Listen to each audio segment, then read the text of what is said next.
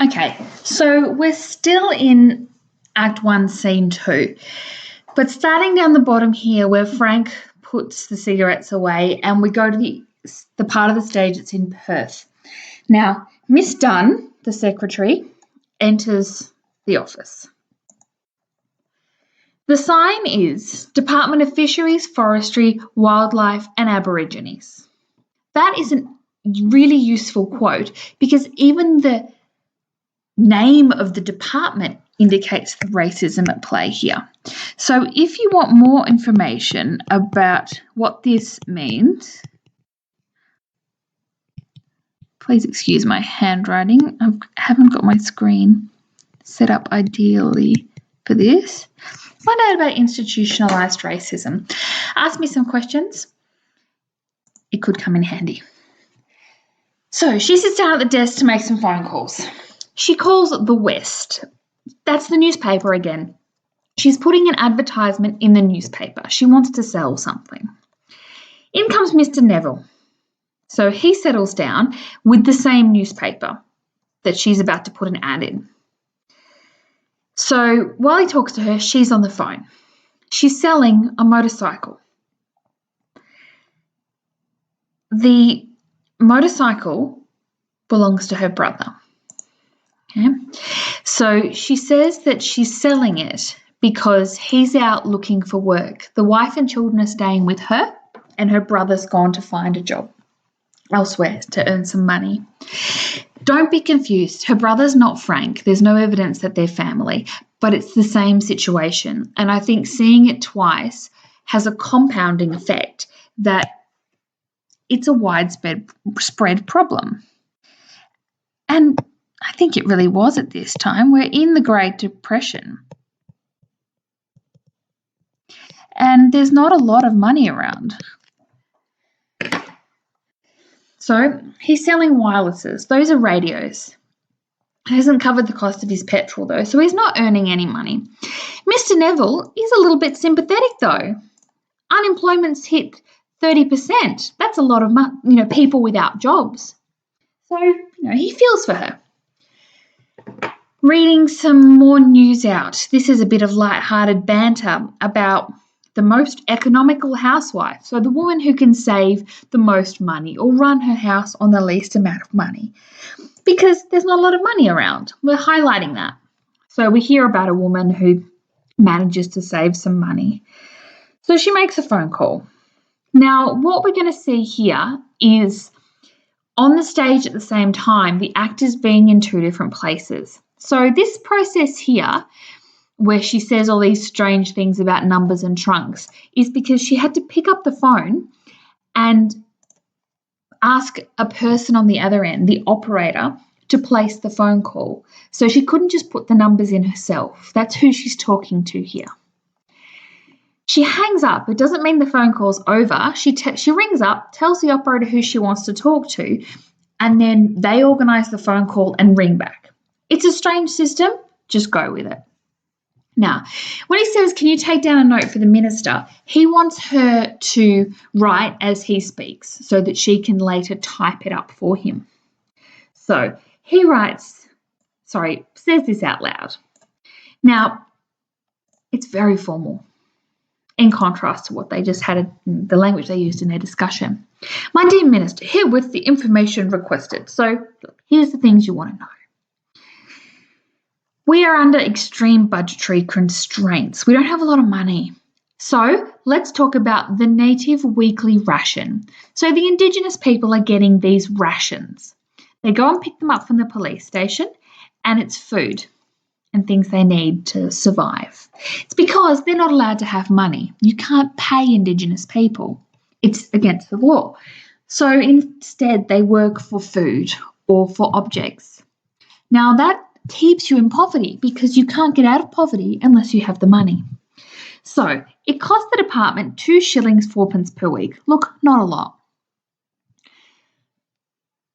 The white unemployed, so the non-Indigenous people who are receiving welfare, get 7 shillings per week. 2 to 7. That's a bit of difference. Now, that's on one side of the stage. That's the cross-cutting. So Mr. Neville, he's in Perth still. And when we see the two things happening at once, we say that the stage is cross-cutting. This often happens in films when there's a bank robbery and you see a flash of the police coming and then it flashes back inside the bank and cuts back out to the car chase. Same thing. You're seeing two things happening at once. So the sergeant answers the phone. Somebody named Sybil, that's the operator, rings, and then they organise the phone call. So back to Neville. He's talking about cutting the budget. They don't have the money. So this is how we could do it. We could discontinue meat in native ration. So natives, he means Indigenous people. No more meat. Soap was discontinued this financial year. So we've already cut soap. Imagine living without that. Item 3. Now, this sentence he starts, and it doesn't finish till several pages later. Of 80 girls from the Mooriva Native settlement who went out in domestic service last year, 30 returned. Right, so let's go find the end of that.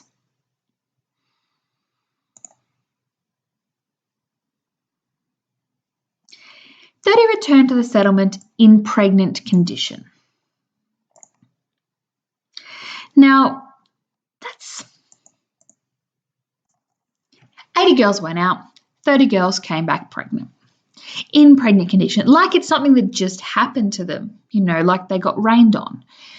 But what's happening to these girls when they go out is sexual assault. The girls are coming back pregnant because they've been assaulted. But they're not saying 30 girls come back having had something terrible happen to them. It's just without blame on the people who assaulted them. It's almost as though it was an accident, which of course we know it wasn't. So that's fairly shocking. Now, as we get the phone call sorted out, Mr. Neville speaks to Sergeant Carroll. Now, he's got the news that there's a problem. They need a site, and the site is for moving the Indigenous families. Now, they were going to move them to this place called Guildford Road, but landholders nearby, people who hold the land, objected to the Indigenous people moving there. Why did they object? Well, this Mr. Smith claims he wouldn't be able to go out and leave his wife at home alone at night. He couldn't go out and leave his wife at home if there was Indigenous people nearby. His wife would be in danger. He's assuming that all Indigenous people are dangerous. Of course, that is ridiculous. Now, where is Mr. Smith? Down the Shamrock Hotel till stumps, so until it closes. Mr. Smith is at the pub drinking. It's not as though he's out helping the poor. So, well, the upshot of it, so we need to move people. So where are we going to go? It needs to be away from residences. We certainly couldn't have houses near Indigenous people. This racism is just part of their conversation and nobody seems to mind. Now, keep in mind that Neville's in Perth and Sergeant is in Northam. So Gran walks in. Chargent. Gran doesn't seem to have any problem with the S sound. By saying Chargent, deliberately mispronouncing his name, she's choosing to not give in to him. Neville doesn't know what's going on, but in comes Gran anyway. It's ration day. So she's after her rations. They get off the phone.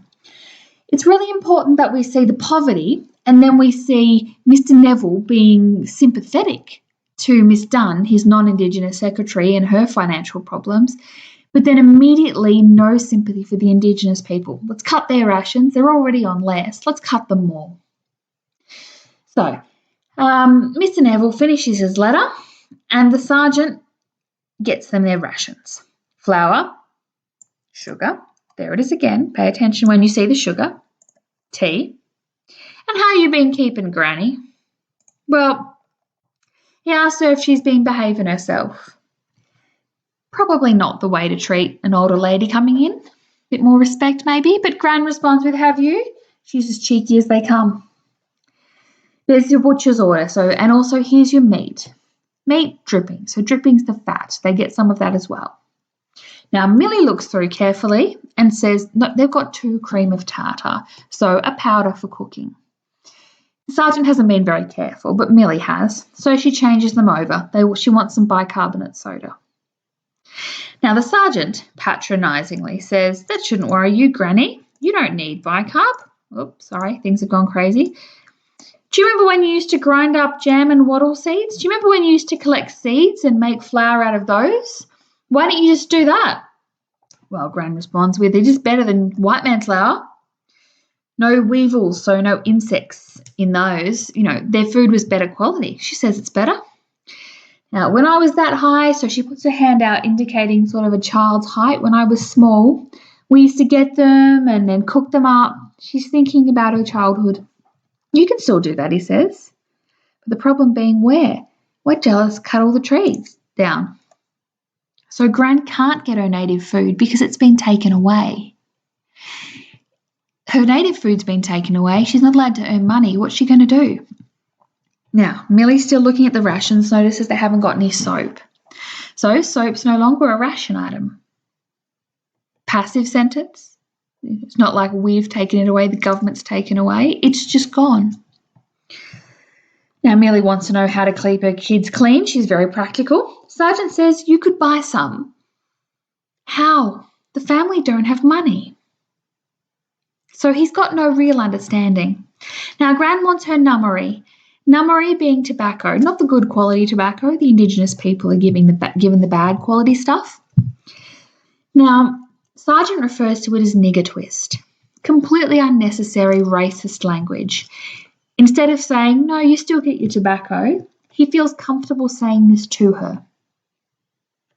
Now, whose idea was it to stop the soap? The Aboriginal Department in Perth. Pass that blame, and it was their fault. Now, the sergeant says, your trouble, Millie, is you've got 3 healthy men bludging off you. So that would be Sam and Jimmy and Joe. Joe is old enough to work. They're too lazy to work. Well, they're off chasing rabbits. I'm not sure about that. But Millie wisely points out, where are they going to get work? And, of course, where are they going to get work? They're afraid to look for it in case they find it. Again, he thinks they're too lazy. Millie refers to the non-Indigenous people here as cockies, so cockatoos, the white birds. They're not slaves, sergeants. So why should they work for no money? Well, they'll have to work if you want luxury items like soap. I don't know about you, but I don't feel like soap is a luxury item. I need soap. And he's not hearing them. Millie's saying they don't get paid when they do work, and if they want, they can't find any other work. But he still says, well, they have to work to get soap, not understanding that they don't get any money from it.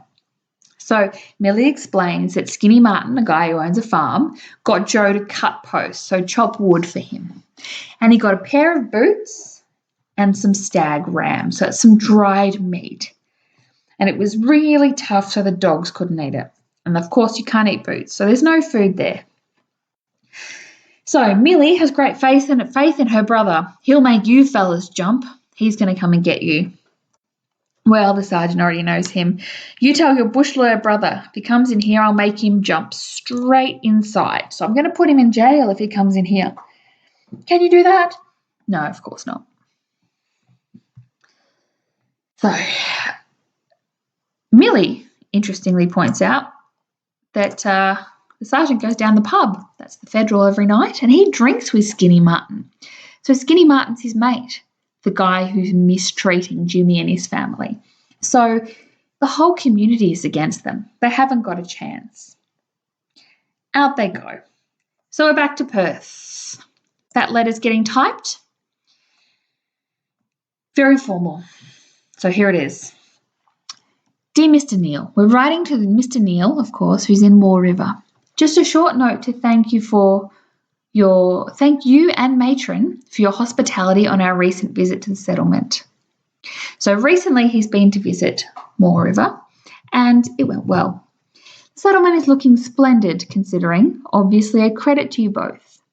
I'm not sure that it was looking splendid. It was probably looking terrible. The conduct of the ceremony was a tribute to your military precision. So you really looked after the order of their ceremony, whatever that was. And the afternoon tea, especially matron's homemade lemonade, was splendid on such a hot day. So it's a little bit patronising to make, oh, your wife, she made some lemonade. That was good. Matron's running a hospital, Matron Neil.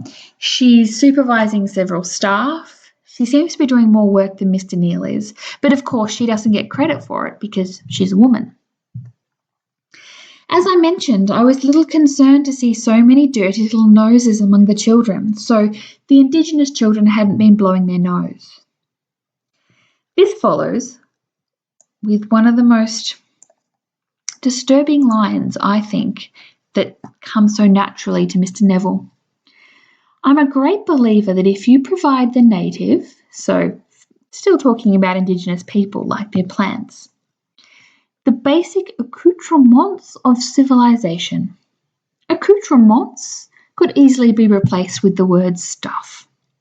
The basic things of civilization.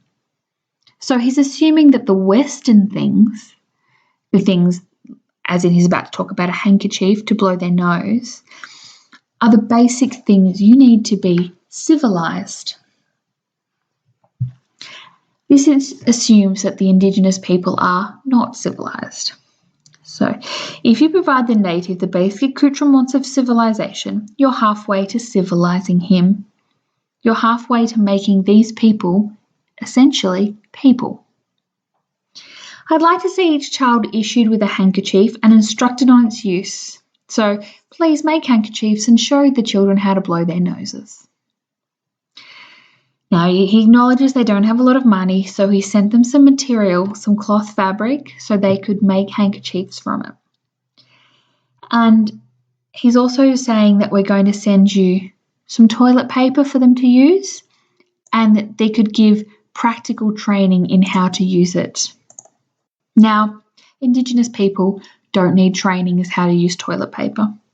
They wouldn't have used rolls of paper from the supermarket, but bark and leaves would do the job. It's insulting to say, we need to show you how to use toilet paper.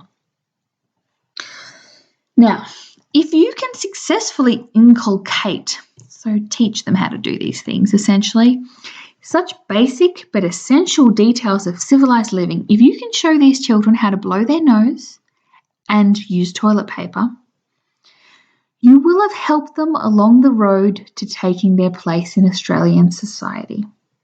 You will help them to become ready to be people because you know what? They're not fit for society now. They're not ready. That's horrible. So, thanks, blah, blah, blah, bye.